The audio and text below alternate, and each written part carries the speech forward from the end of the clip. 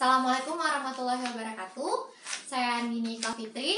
Hari ini kita ketemu lagi di video yang akan melanjutkan pembahasan modul kita. Sekarang kita sudah sampai di bab 6. Kita masih akan tetap membahas aljabar pada bab ini. Tapi kemarin di bab yang lalu kan kita membahas polinomial. Nah, sekarang kita akan membahas topik baru, yaitu persamaan kuadrat.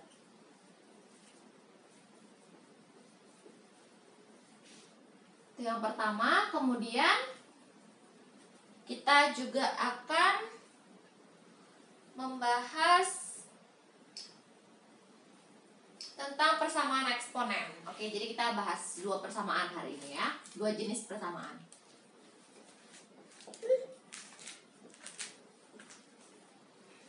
Nah, langsung aja.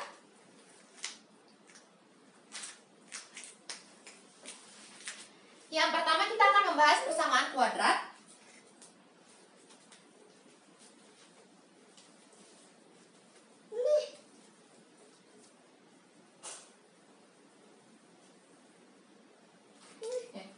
Persamaan kuadrat. Oke, bentuk persamaan kuadrat adalah, bentuk umumnya itu adalah ini.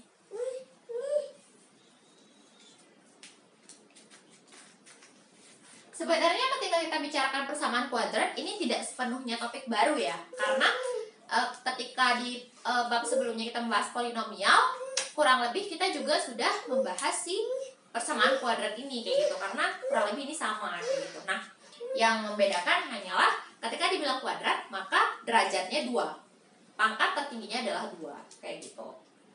Sehingga koefisiennya juga cukup A, B, dan C, nggak perlu sampai AN-1 sampai A0 seperti itu ya. Nah, kemudian kita akan masuk ke pengertian akar. Tentang akar.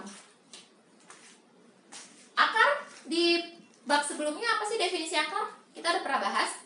Akar adalah pembuat nol, gitu ya. Jadi si pembuat nol. Jadi kalau kan sebelumnya kita bilang bahwa jika polinomial berderajat n memiliki paling sedikit n buah akar real, paling banyak memiliki n buah akar real. Nah, jadi karena kita sekarang bicara persamaan kuadrat di mana derajatnya 2, maka sebuah persamaan kuadrat memiliki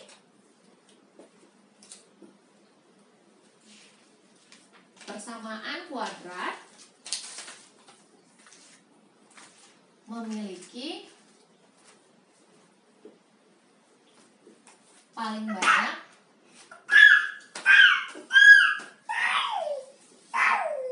dua buah akar real. Biasa disebut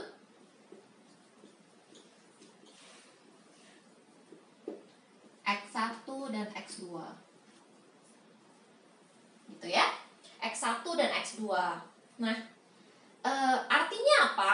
Artinya X1, X2 ini artinya A X1 tambah B X1 tambah C itu sama dengan 0. Gitu. Kemudian A X2 tambah B X2 tambah C sama dengan 0. Jadi ketika kita masukkan nilai X1 ke dalam persamaan kuadrat, maka dia otomatis sama dengan 0. Dan ketika kita masukkan nilai X2 ke dalam persamaan kuadratnya, juga dia sama dengan 0. Karena dia merupakan akar. Apa yang terjadi jika yang kita masukkan bukan akar? Maka hasilnya nggak 0 ya, bersisa. Tidak sama dengan 0, bersisa. Nah, kemudian menentukan nilai akar-akar persamaan kuadrat itu. Yang kedua, menentukan akar. Nah, cara mencari akar gimana sih? Paling gampang ya, kalau misalnya andaikan persamaan kuadratnya itu bisa difaktorkan, maka paling gampang dengan cara memfaktorkan. Contoh-contoh yang kita bisa cari akarnya tanpa harus yang bisa kita langsung cari akarnya, yang bisa kita faktorkan. Misalnya kayak X kuadrat plus 2x plus 1 sama dengan 0.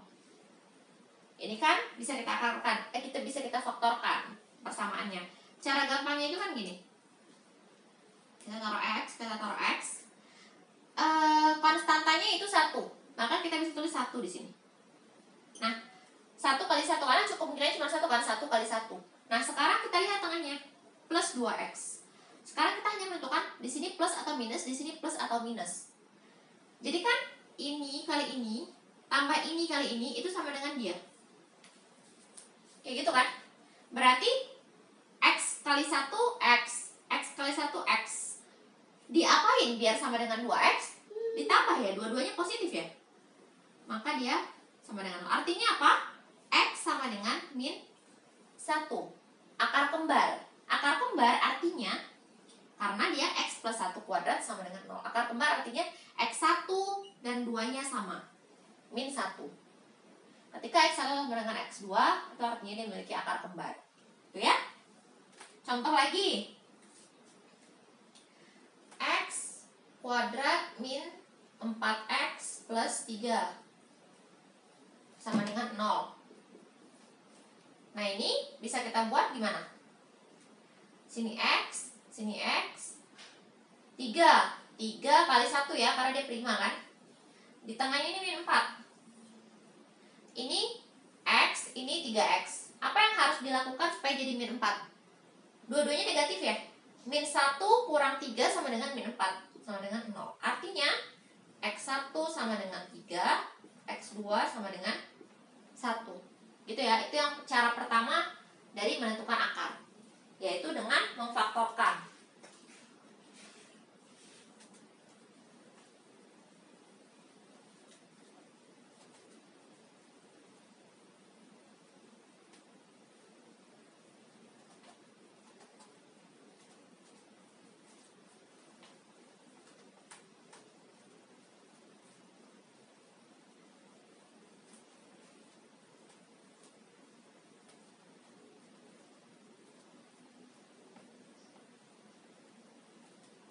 Oke.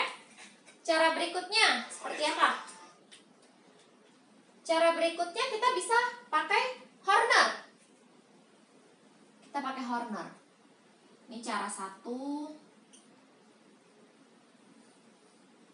Cara 2 dengan pakai Horner. Horner's method atau metode Horner. Caranya gimana? Oke. Kita tapi kalau misalnya cuma kuadratik kayaknya nggak perlu ya. Cukup nyoba-nyoba juga bisa sih jatuhnya. Tapi kita coba aja. Misalnya gini. Kita mau ngetes apakah 1 merupakan akar dari si x pangkat 2 min 4x plus 3. Maka kita tuliskan, misalnya kita mau bahas ini. Terus kita mau ngetes apakah 1 adalah akar. Kemudian kita turunkan kan koefisiennya 1, min 4, 3. Apakah 1 adalah akar? Satunya turun, 1 kali 1, 1, min 4 tambah 1, min 3. Min 3 kali 1, min 3, 3 tambah min 3, 0. Oke, karena di sininya 0, maka dia artinya 1 merupakan akar. 1 merupakan akar, berarti kita bisa buat ini sama dengan, dan 1 merupakan akar berarti x min 1. Kali berapa? Kita lihat x min 3. Berarti akarnya adalah,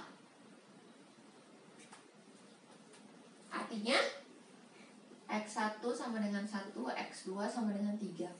Tapi kalau pakai Horner artinya kita harus ada memikirkan sebuah akar yang mungkin dulu gitu. Jadi kayak sepertinya akarnya itu 1 gitu. Kemudian kita cek di Horner, oh iya ternyata benar tidak bersisa. Maka kemudian akan bisa ketemu akar yang satunya lagi.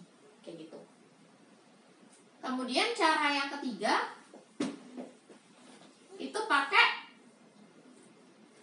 si Heron deh. Bukan Heron deh. Heron tuh di segitiga, maaf. Heron tuh ini loh, yang ini loh. L sama dengan akar S min A, S min B, S min C. Aku nyebut itu mulu soalnya mirip. Ini Heron. Ini Horner. Mirip ya soal. Yang ketiga itu adalah pakai rumus X12 sama dengan min B plus minus akar B kuadrat min 4AC per 2A. Nah, di mana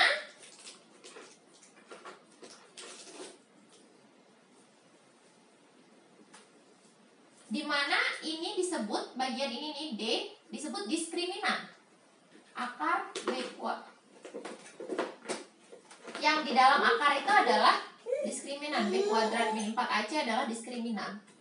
Nah, diskriminan ini menentukan bentuk akar dari sebuah persamaan kuadrat. Jadi apabila kasus pertama, apabila D lebih besar dari 0, berarti dia 2 akar real berbeda.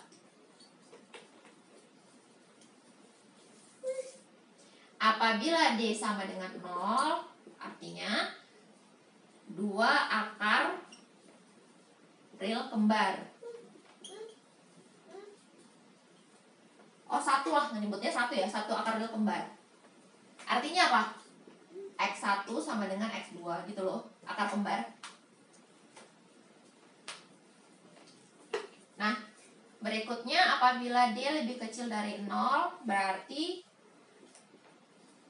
tidak punya akar real.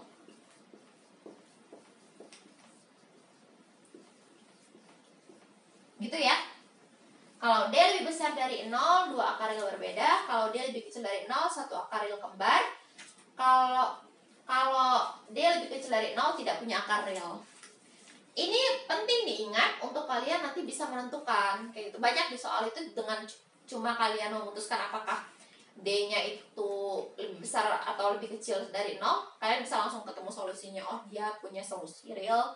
Oh, dia nggak punya solusi real, maka begini, maka begitu, seperti itu. Jadi penting untuk kalian mengingat hal itu, gitu ya.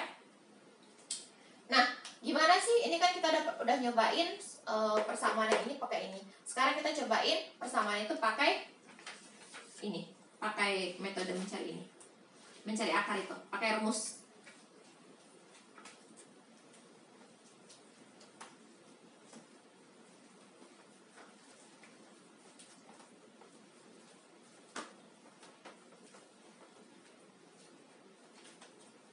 Kita mau pakai persamaannya X kuadrat min 4 plus 3 sama dengan 0, maka X12 sama dengan min B berarti 4 ya.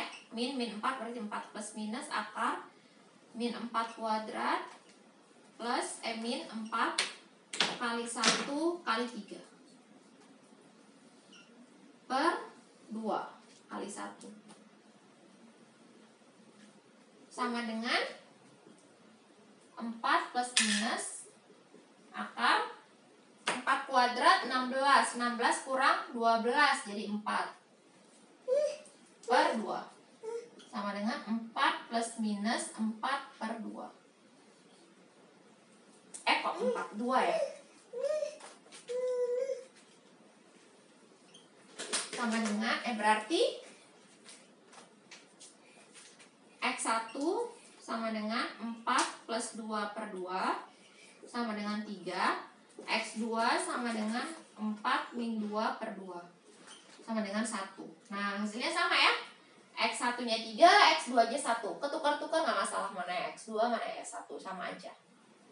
Gitu ya, paham ya maksudnya? Jadi ekspektasinya adalah dengan metode apapun hasilnya akan tetap sama kayak gitu. Tetap ketemu akarnya tetap sama gitu. Mana yang lebih mudah bagi kalian itu terserah. Yang pasti kalau kalian nggak mau pusing buat ngefaktorin, kalian bisa langsung pakai rumus ini. Lebih gampang kok nginget ini. Min B plus minus akar B kuadrat min 4AC per 2A. Aku pertama menghafal ini di SMP sampai sekarang nggak lupa kok. Gampang ngingetnya. Jadi dan kita nggak perlu mungkin bagi beberapa orang ada yang kesulitan buat memfaktorkan gitu. Jadi langsung pakai rumus ini aja, lebih aman.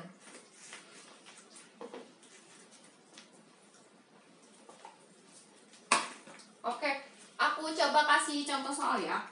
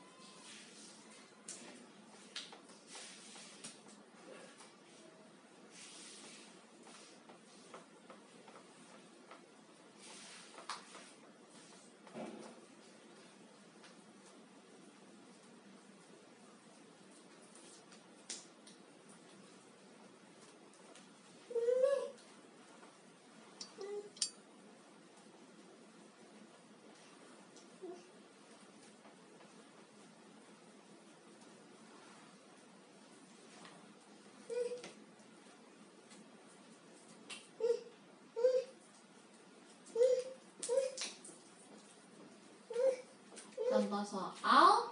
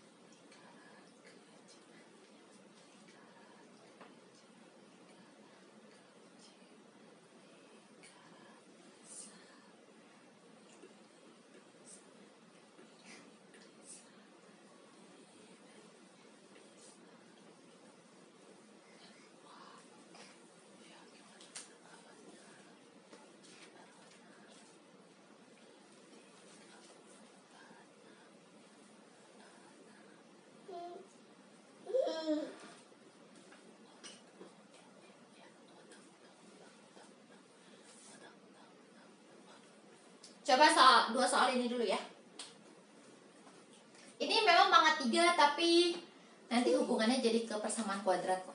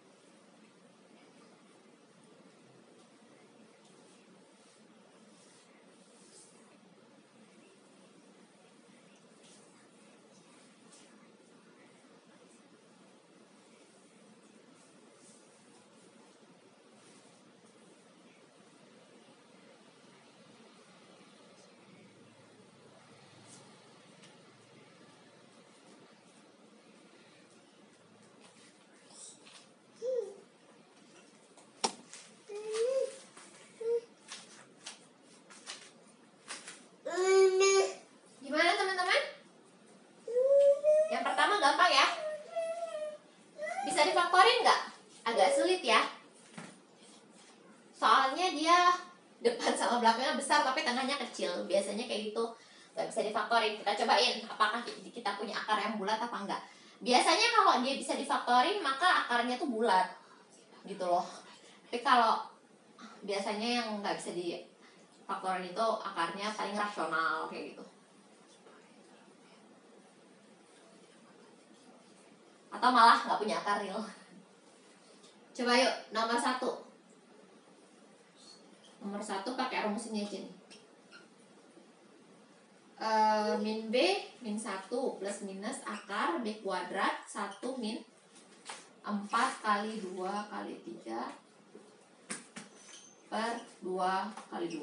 Oke, ternyata min 1 plus minus akar 1 min 24 min 23. Oh, ternyata D lebih kecil dari 0. Artinya tidak punya akar real. Aku ganti coba ya. Andaikan aku ganti ininya jadi minus 3. Kalau itunya jadi minus 3, jadi berapa? Ininya jadi minus 3, ininya jadi berapa? Oh, kita kerjain ulang aja ya. Kita lihat perbandingannya. Berarti X12 min B min 1 plus minus akar B kuadrat 1 kuadrat min 4 kali 2 kali min 3 per 2 kali 2 sama dengan min 1 plus minus akar 1 plus 8 kali 3 24 25 ya, per 4 sama dengan min 1 plus minus 5 per 4. Maka X1 sama dengan min 1 plus 5 per 4 sama dengan 1. X2 sama dengan min 1 min 5 per 4 sama dengan min 3 per 2 ya. Min 3 per 2. Nah, 1 dan min 3 per 2 itu kalau 2 kuadrat plus X min 3. Gitu ya. Paham ya teman-teman ya? Langsung pakai rumus saja. Biasanya ya kalau misalnya persamaannya itu positif semua, terus angka tengahnya kecil, itu curiga aja. Si B-nya itu kecil, koefisien si X-nya kecil, itu curiga aja kayaknya dia D-nya lebih kecil dari 0, atau disebutnya definite positif. Definite positif adalah ketika D lebih kecil dari 0 dan A sama L lebih besar dari 0. Kalau A lebih kecil dari 0 dan D lebih kecil dari 0, maka dia disebut definite negatif. Kayak gitu. Oke, kita jawab nomor 2. X pangkat 3 min 1 sama dengan, ingat nggak ini penguraian ini? Di bab 3 kalau nggak salah ya, aljabar yang pertama penguraian dan faktoran. Gimana penguraiannya? X min 1 kali X kuadrat plus X plus 1 ya. Gini ya. Nah, perhatikan bahwa X kuadrat plus X plus 1 ini merupakan definite positif. Kenapa definite positif? Karena cek D-nya. D sama dengan B kuadrat min 4AC. Sama dengan 1 kuadrat min 4 kali 1 kali 1. Oh, sama dengan min 3. Dia lebih kecil dari 0. Karena dia lebih kecil dari 0 dan A lebih besar dari 0, maka dia definite positif. Maka tidak ada akar real. Karena yang ditanya apakah akar realnya, cari akar realnya, maka akar realnya hanya si X min 1. X min 1 sama dengan 0, X sama dengan 1. Berarti ini X sama dengan 1. Itu ya. Itu cara menyelesaikannya. Jadi sebelum kita repot-repot mencari akarnya, bisa juga kita mengecek D-nya terlebih dahulu. Nah, bisa kayak gitu.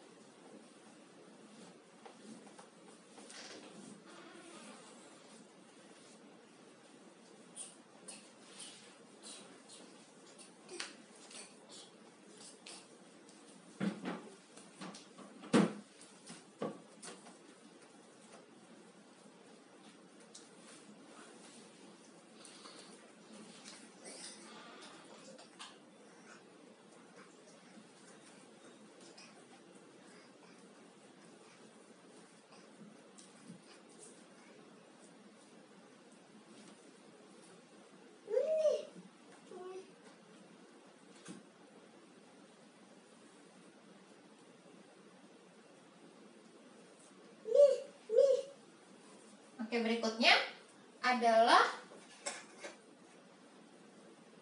hubungan kedua akar.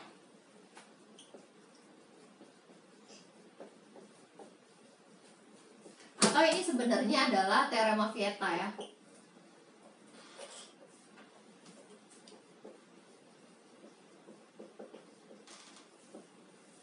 Teorema Vieta